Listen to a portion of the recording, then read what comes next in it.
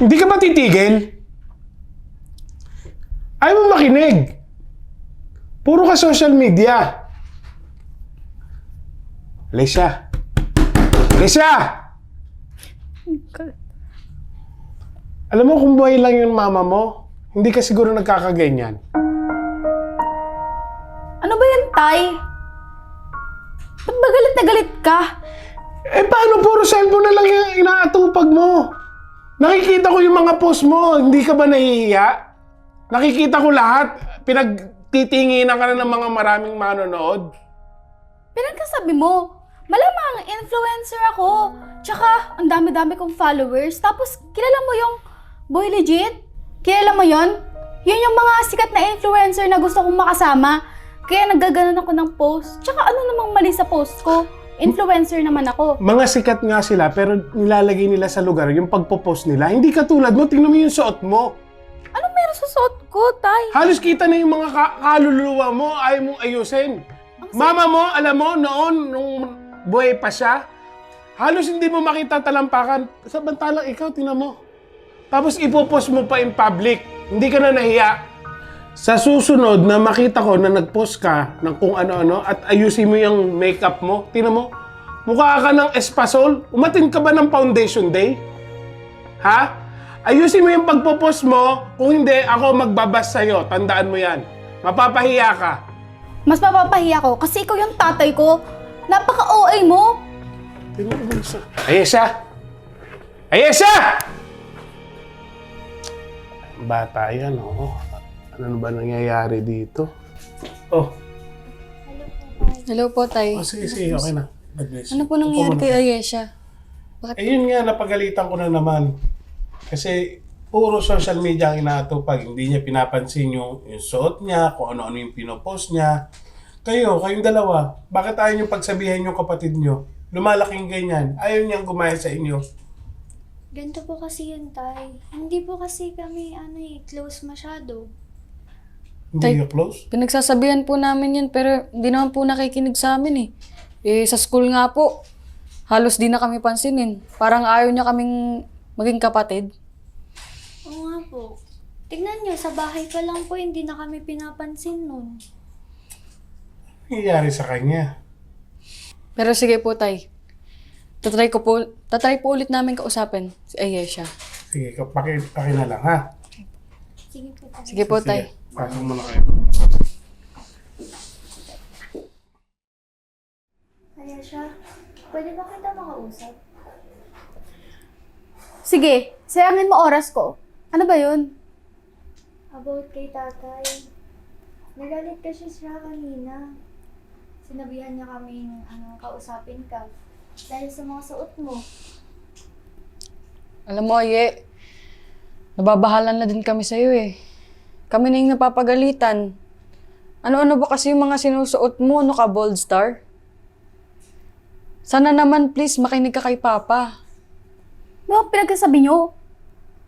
Tsaka, kayo, huwag niyong pakinggan yun. Parining lang yun. Tsaka, trabaho ko to, influencer ako. Okay? Tandaan nyo yan. Tsaka, kumikita rin naman ako dito. So, anong problema natin, ha? Ayesha, kumikita ka nga. Pero, hindi dapat sa ganyang paraan. E di anong paraan? Trabaho ko dun sa karinderya? Ano? Kadiri naman yun. Diyos ko, di kayo nag-iisip. Grabe ka naman. Pinagsasabihan ka lang eh. Para sa'yo naman din itong mga sinasabi namin tsaka yung mga sinasabi ni Papa. Sabihin nyo, sip-sip lang kayo kay Papa. Doon na nga kayo. Video ko dito. Wala ka na talagang natitirang respeto sa amin, no?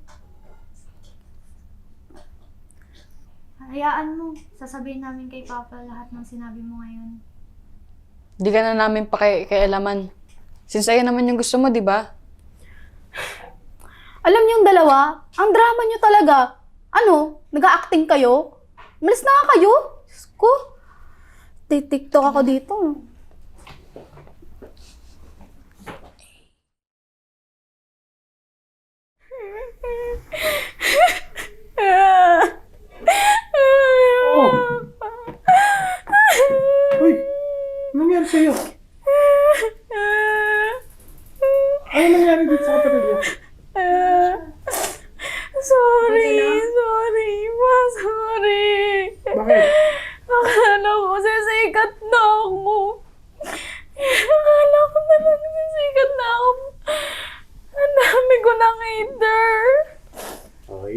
ang sinasabi ko sa'yo.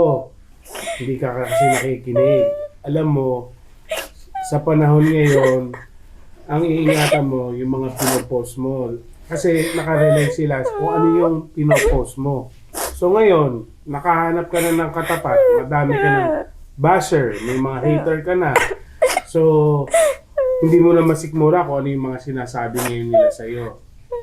So, sana nagtanda ka kung ano man yung ginagawa nila sa'yo. Okay? Pa, sorry. Kaya hayaan mo lang. Hindi ko sinasadya. Sinabihan kasi ka namin, di ba? Hindi ka na kasi nakikinig sa amin eh. Sorry din ate. Okay lang. Yan. Kung sinasadya eh. Ang buong akala ko, pagka-influencer ka na, sikat ka na. Pero hindi pala. Parang issue maker lang din eh. Kaya nga. So ngayon, ganito na lang gawin mo. Focus ka na lang muna sa study mo. Kung yung account mo, pwede mo naman ituloy yan, pero sa ngayon, maglaylo ka muna. Then sa susunod, kung maggagawa ka ng content or magpo-post ka, isipin mo muna maigi. Tignan mo muna yung sarili mo kung ano ba yung mga dapat i-post o mga hindi. Okay? Opo. Para hindi ka mabasa. Okay lang yan. Okay lang yan. Sorry po. Okay lang yan. Okay na yan. Okay na yan, ha? Ano mo itong kapatid mo, ha? Bunso, ha? O ano? Gusto mo magsayaw lang ako? Para maging happy ka. Ha? Tuturuan kita ng mga dance move ko. Gusto mo? Mga ganon? Ha? Okay? Ayan, happy na. Happy na. Okay.